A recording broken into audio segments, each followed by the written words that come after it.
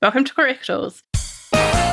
This week, a problem solver versus a problem identifier, part 1. The questions this class answers are, what is a problem solver?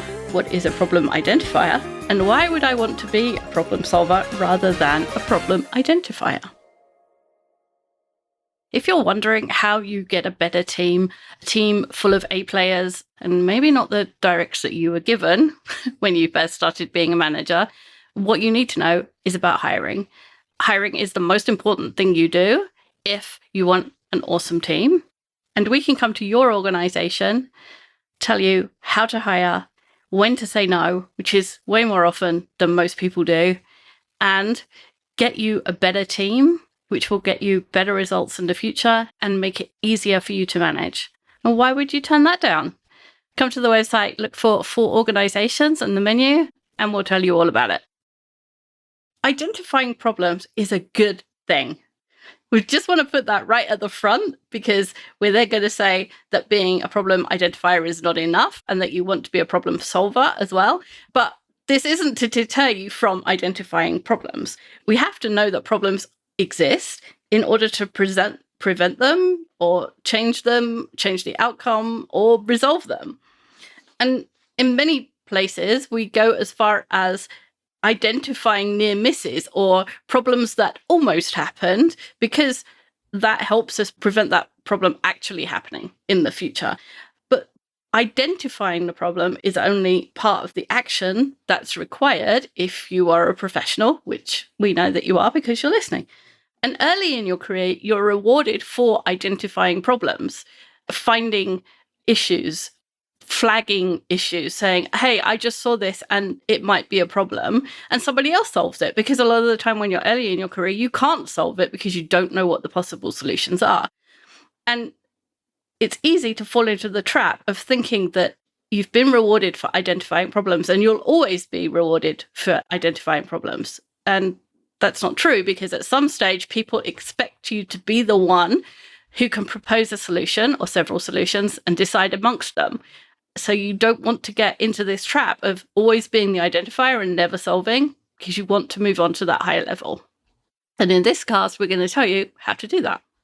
Yeah. Our outline for today is we're going to identify the problem, then ask the question, is it worth solving? Then create as many solutions as you can, choose a solution, recommend a solution, and then execute well. Sounds simple. Yeah, exactly. So easy. So the first step is specifically identifying the problem. And you can't, we just said this, you can't resolve a problem that you don't know exists, obviously. Yes. And we're definitely not telling you to stop looking for problems. No. But we're asking you to move beyond that and to creating and executing solutions. And even if we did tell you to stop identifying problems, you probably couldn't do it, because human beings are pattern. We look for patterns. If the pattern is the same, we dismiss them. If there's something odd in the pattern, we look at it, and that's the problem.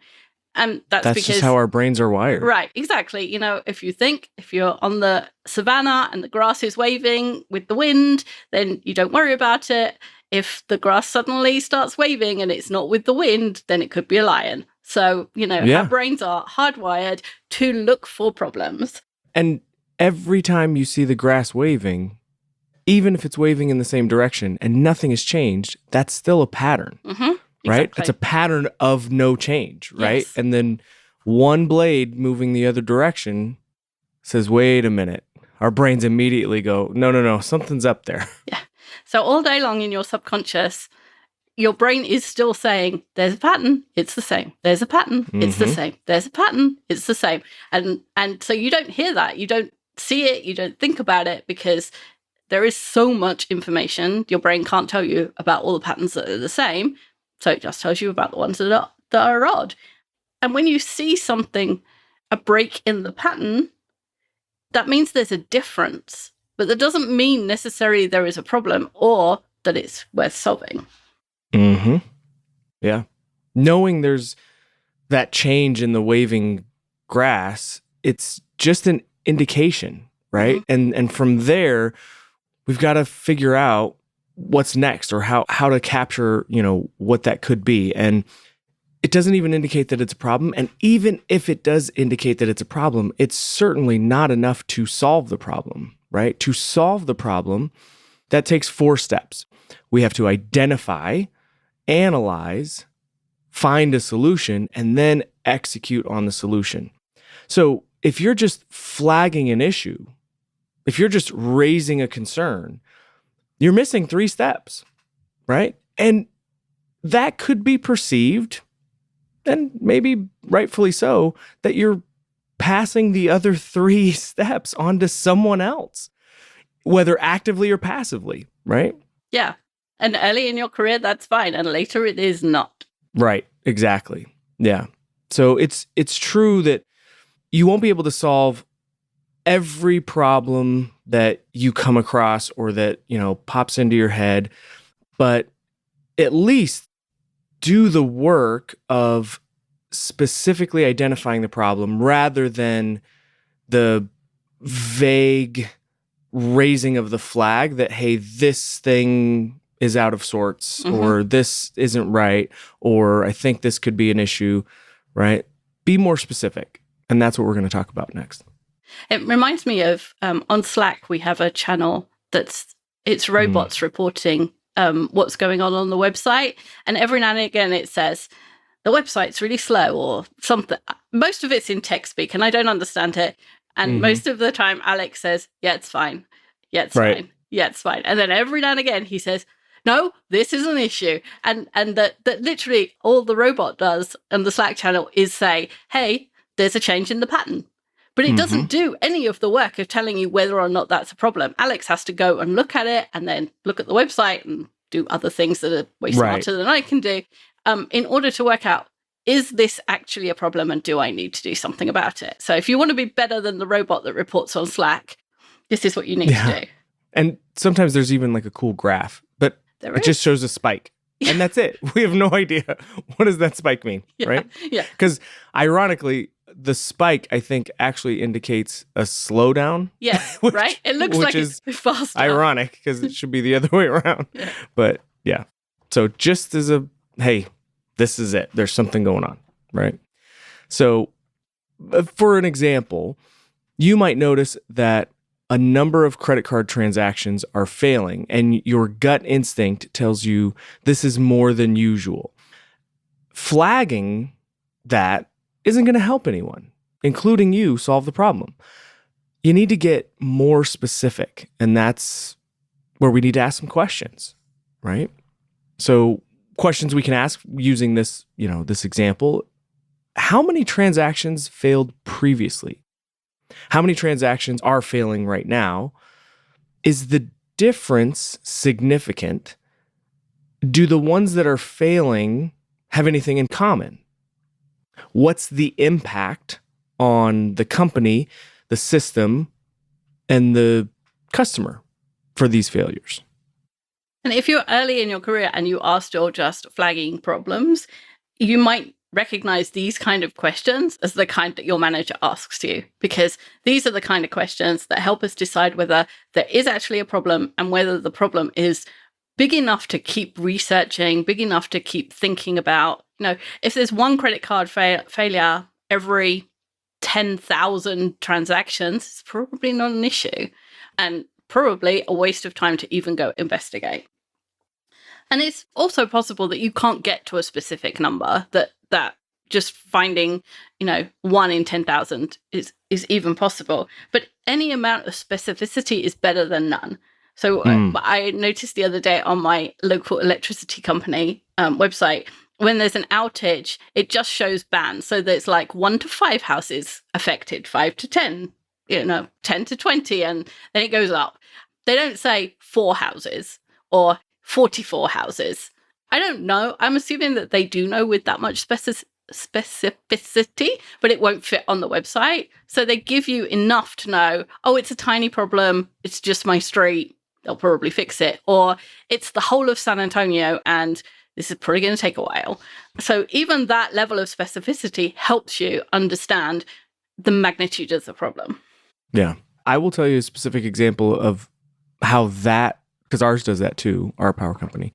And when we had, one of the babies was a newborn, we would freeze breast milk and stuff. And so one of our neighbors knew that, and they saw that this outage was affecting our area and all the houses in our area.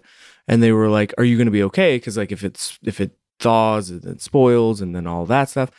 And that was just such a cool thing. But I was like, how did you even know? And they said, oh, well, this is this whole area and all that. And I thought, what an interesting way to use that information, because I would have never thought of that. But it's, that information is absolutely useful for a ton of different reasons. Right. Yeah. If you've got some medical requirement that means you have to have electricity, knowing how far away the friend whose house you're going to go to needs to be, or the hospital you need to go to needs to be, that's useful information. Absolutely.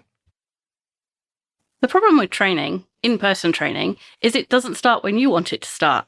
If you want to start today, be a better manager, a better communicator, a better hiring manager tomorrow, then our video products are perfect for you, because you can start today. Each of our signature conferences are available as a video product in small chunks so that you can fit them into your day and immediately get the benefit. Go to managertools.com and look for products, and then the video products are there. We look forward to hearing from you about how they changed your life. So the next question is the problem worth solving? And this is the analysis step of the problem solving process. And the initial analysis, getting some I should not put this word in a podcast, specificity around what actually is going on and how that relates to previous data or future, what normally happens. That's what helps you to do the analysis of, is this worth solving? Whilst we're encouraging you to be a problem solver, we don't want you to solve every single problem, because if the problem is small, it probably isn't worth the effort of going through the steps to correct it. Sometimes, because I type a lot of the show notes, we get emails that say, hey, you have a typo. And ironically, there is a typo in this sentence, which hopefully I'll correct. But it takes 2 seconds to correct that on the website, and it looks way better. If it took 4 people an hour to make that correction, probably wouldn't be a big deal unless the typo was so bad that it stopped. But it changed the message. Yeah, right. Or it made the message unable to be read. Mm-hmm. So this initial analysis gives you the quick and dirty decision about whether or not this problem is even worth working on. Yeah. And so when we're trying to come up with the answer, what we need is 2 pieces of information: the value of solving the problem and the level of effort required to do so. I'm sure some of our listeners are familiar with the term level of effort. Mm-hmm. It's becoming more and more popular, but problems have costs and solutions have value. But to get from one to the other costs time and effort, right? That's what we have to, expend in order to get from the cost of the problem to the solution, or the value of the solution. The amount of the costs and the value versus the level of effort will sometimes mean that particular problem is not worth solving. And I think we all do this in our daily life, right? We have things that happen around the house, and the blender breaking is less urgent or less important than the washing machine, right? Because we need to use that and so because of that, I think we're always trying to balance, is the level of effort worth the time, or is the value of the solution worth the level of effort? And one of the things about being a professional that I have noticed is the ability to say out loud and teach other people the things that you do in your head without noticing. And you're right, we do that at home all the time. I think about, is there enough laundry to make it worth putting the laundry machine on and folding it and all that? Or can I wait 3 more days because, I still have clothes in the closet? Most people have the ability to do that. not everybody has the ability to describe out loud what they're actually doing in their head. And part of being a professional is being able to describe that so that other people can learn how to do it. So we're going to describe it, and then you'll probably say, yeah, that's what I do in my head all the time. Yeah. And you're right, you do. So the value is based on the frequency of the problem and who or what it affects. So my laundry, whether or not I have enough clothes, only affects me because I'm the only person who lives here. When Andrew has laundry, he has 3 children who have to go to school and they have to represent the Spillman family. So he wants them to be clean and pressed and so on. So his urgency and value for laundry is bigger than mine. So let's give you a work example. For example, you might have a cron job that runs once an hour. And then once a week, it fails to run. And then an hour later, when it runs again, it updates all the data that would have been updated an hour earlier. And the data is only accessed by one person once a week. And the person has the knowledge necessary to know when the data isn't right. In this case, it's probably not worth doing the research as to why that job is failing, because the data isn't urgently needed, the problem fixes itself, and even if it's wrong, the person using it would know. So the level of effort of going and finding out why it's failing and then fixing that fail just isn't worth it. You've got higher value things to do that you could be doing instead. Yeah. Wendy, I would say there's a chance, maybe even a high C, for those of you that are familiar with DISC, is listening to this and saying, but what if I don't know what that particular problem is also causing to fail? Well, that's a good point. I would say to those people who are thinking that, there are a lot of things that you do know that are not unknowns, that you're not chasing a ghost, that there's something right there in front of you, right? So focus on what's in front of you. I realize that that's not always easy, but yeah, there could be downstream impacts of a lot of things. And if we focus all of our effort, or a lot of our effort, on contingencies on top of contingencies, that's just going to be fruitless. Yeah, you're not getting the value, right? Yeah, exactly. So on the other hand, if a similar cron job runs every 5 minutes and it provides surge pricing for commodities on your website and it fails once a day and it causes the company to lose money on hundreds of transactions, that is worth investigating and solving, and it's worth throwing a lot of resources at investigating and solving. So that's the other thing of knowing the value of the problem helps you know how much resource and how quickly they should try and solve the problem. Yeah. And that particular impact doesn't take long to figure out, right? That particular impact of, losing money on hundreds of transactions. Yeah, there are lots of things that are going to bring that to the surface. Exactly. So level of effort means how long and how many people will be involved in solving the problem. So a cron job could take one person an hour to fix, or it could take 10 people a week to fix. It depends what the cron job is running and why and what's involved and all that kind of stuff. So level of effort can be anything from one person in an hour to 100 people for 3 years. Absolutely. And we call this an initial analysis because we don't want you to spend a lot of time here. You're going to need some data, but not a lot. You can and ought to trust yourself and use your experience to judge whether the value and level of effort are high or low. There's a difference between gut instinct and using judgment.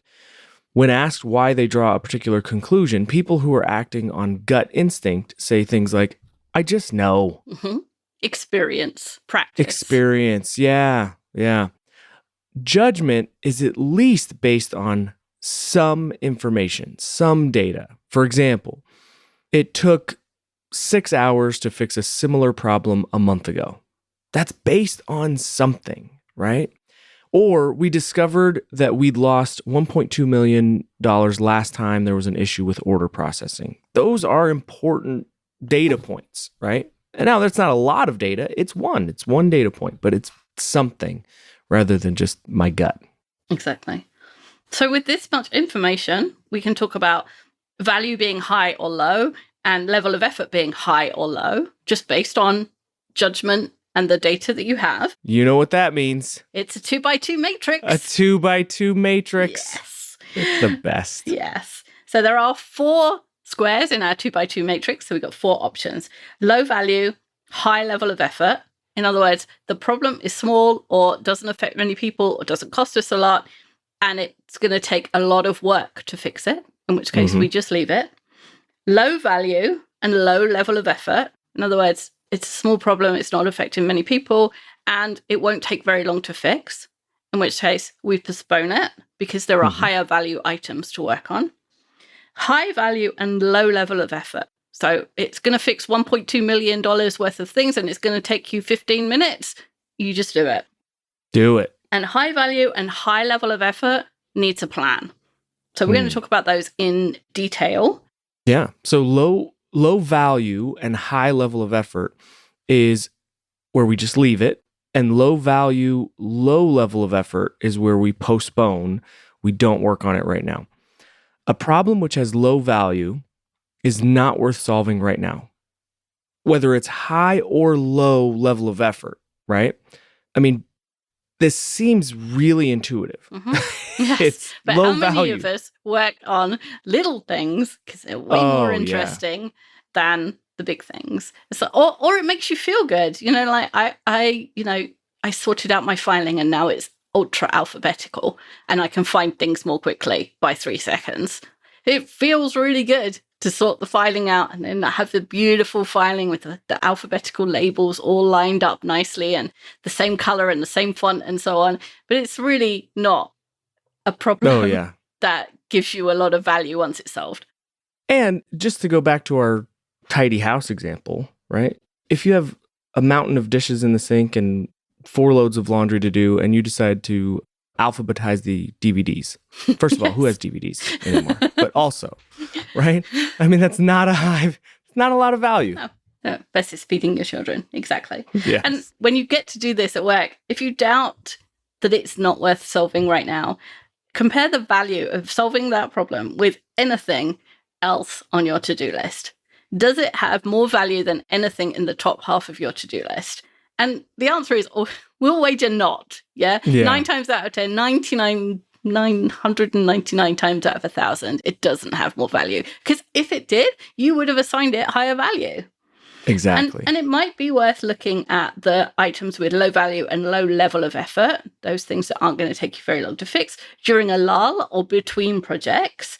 And if it's a brain dead task, you might want to do it on a Friday afternoon, when you are brain dead. Yep. Alphabeticizing your filing cabinet, is a perfect 4 till 5 on a Friday project when you just can't do anything else because you've used yourself up. We have a cast on that too. We do.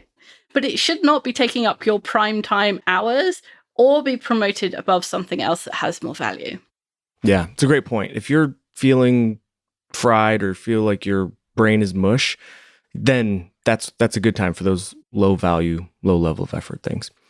So the next one we're going to cover is high value, low level of effort. Now, if it's high value and it doesn't take a lot of effort, do it now. That's kind of the David Allen thing, the 2-minute rule, right? If you can do it now, and he doesn't specifically say it's high value, but if it is, I mean, that's clearly a great indication. We should just do it now. So high value items, which don't have a corresponding high level of effort, can be worked in between other tasks. Items like writing a standard response to a question that you receive daily, or fixing a piece of code which consistently pulls on the wrong value. Those don't take long. And fix something that takes you, say, 5 minutes a day, right? Well, that's 25 minutes by the end of the week, and nearly 2 hours by the end of the month.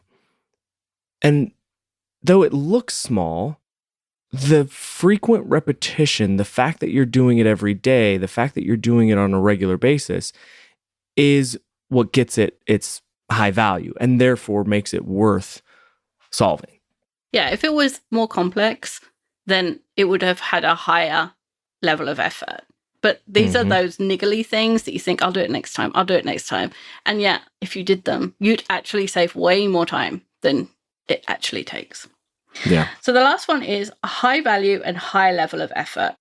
So anything that needs a high level of effort needs a different approach, because the solution is going to take up potentially a lot of your time, or potentially other people's time, or other resources in the company. And because it's going to use up other company resources, it needs to be considered against a bigger list than just your to-do list. If it's going to take the entire team, then it needs to be considered amongst the to-do list of the entire team.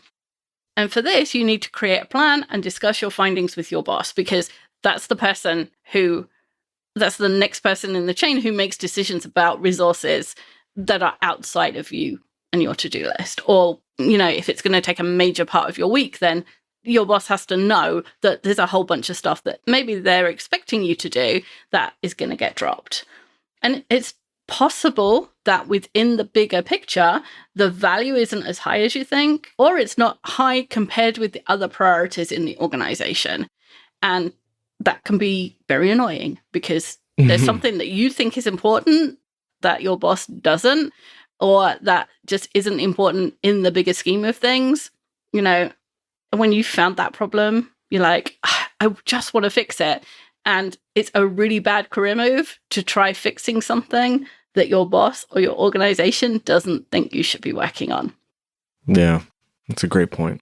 There's the subtle point, I think, there also, Wendy, is level of effort can absolutely and should include communication, Yes. right? So yeah, for sure. Part of that planning is communication. So if part of what you're thinking through in terms of trying to establish level of effort is, well, I do have to communicate it to varied audiences, I've got to communicate at multiple steps, that's all part of level of effort, right? It's not just we think of it as, the coding or the work or whatever. Communication is part of that level of effort as well. Yeah, I'll just fix it by moving this folder. And then you discover... And then nobody can find it, or you broke somebody else's workflow.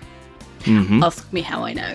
Okay, no. So we've talked about finding problems and analyzing them. In the next cast, we'll talk about creating solutions, finding solutions, presenting solutions, and getting through the execution of the solution. Thanks, Andrew. Thanks, Wendy. Bye, everyone.